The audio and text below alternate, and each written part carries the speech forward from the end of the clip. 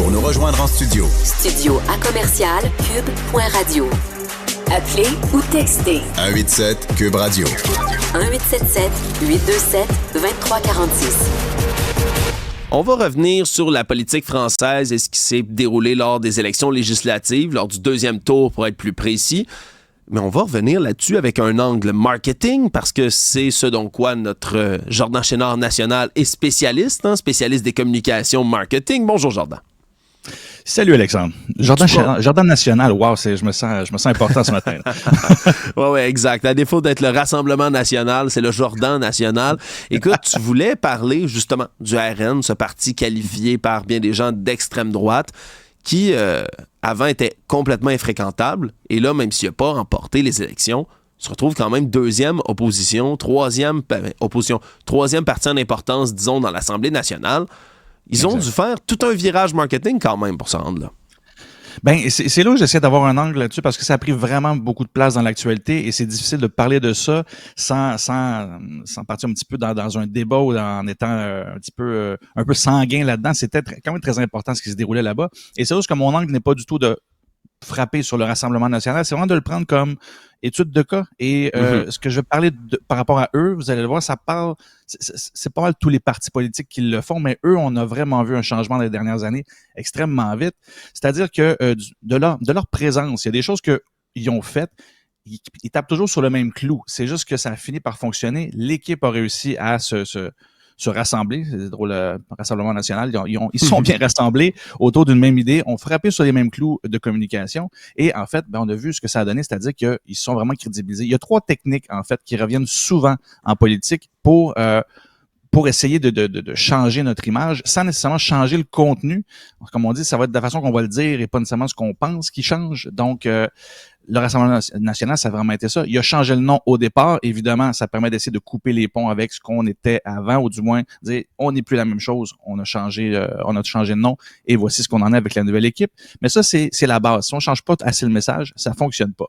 Il y a une des choses qui est typique, et on le voit ici aussi dans tous les partis, c'est l'appel à l'émotion. C'est-à-dire que le Rassemblement national était pas reconnu pour avoir un programme si clair que ça.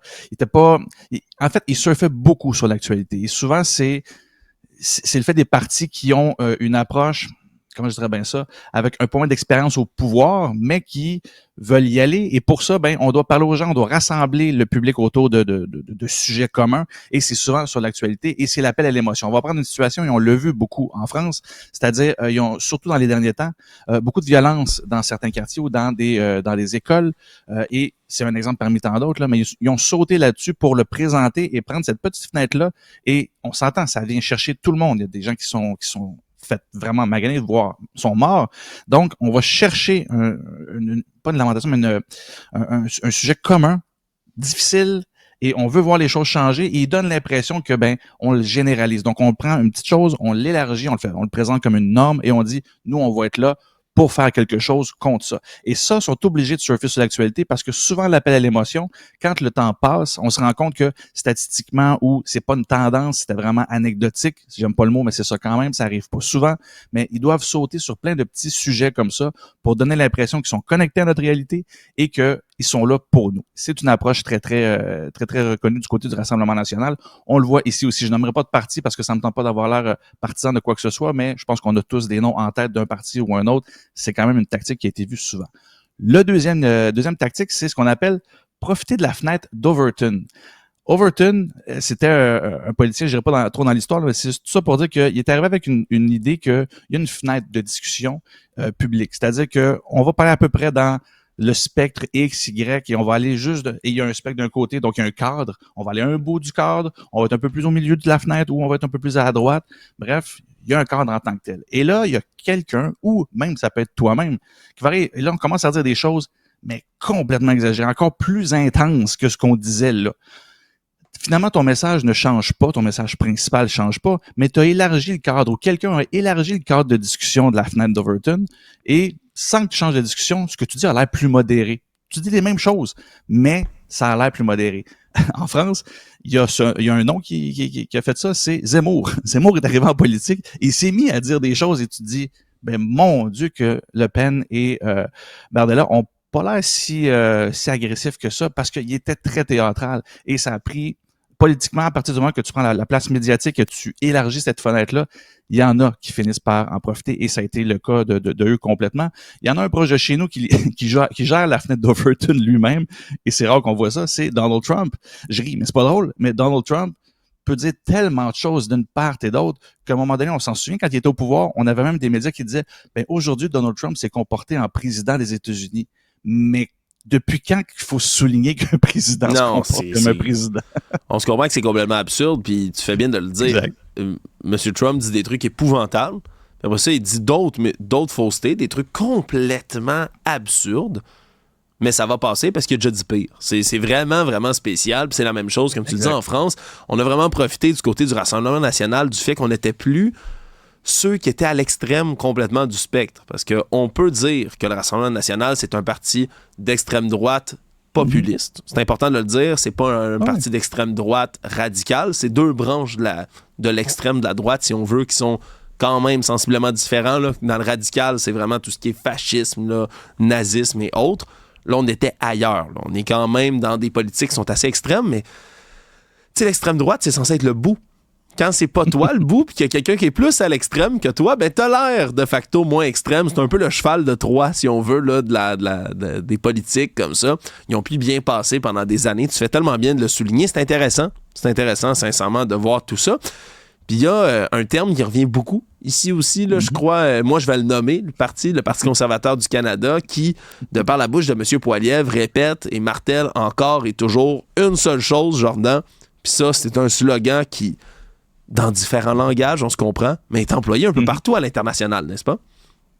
Oui, c'est le fameux sophisme du gros bon sens. Le fameux gros bon sens. Le gros bon sens. Oui, le gros bon sens. Puis c'est là ce que j'appelle ça le sophisme du gros bon sens. C'est pas un terme officiel, là. J'ai pas vraiment trouvé de formulation mieux que ça. Mais il peut être utilisé avec d'autres termes. On va prendre celui qu'on entend plus ces temps-ci, le gros bon sens, mais ça peut être aussi le terme de liberté, on l'a vu, de prôner la liberté peut aussi devenir un sophisme du type le gros bon sens. C'est-à-dire que tu t'appropries quelque chose qui a l'air de tenir la route, le gros bon sens. Tu ne peux pas être contre le gros bon sens, peu importe qui qu'il est. La liberté, tu peux pas être contre la liberté, peu importe qui qu'il est, mais plus tu questionnes, plus tu essaies d'avoir du contenu dans ce qui en est, ben tu te rends compte que soit qu'il y a pas de profondeur, il y a pas officiellement c'est quoi le gros bon sens pour ce parti-là, mais non seulement ça, c'est que tu te rends compte que, encore une fois, je ramène au point 1, l'appel à l'émotion, c'est que ça permet de surfer sur l'actualité et ne pas avoir de ligne directrice officiellement. Tu as l'air d'en avoir une parce que tu parles du gros bon sens, mais c'est tellement malléable comme concept que tu peux aller parler d'un peu n'importe quoi et tu vas conclure en disant je suis celui qui va être nous sommes ceux qui vont être le gros bon sens et on va faire ce qu'il faut.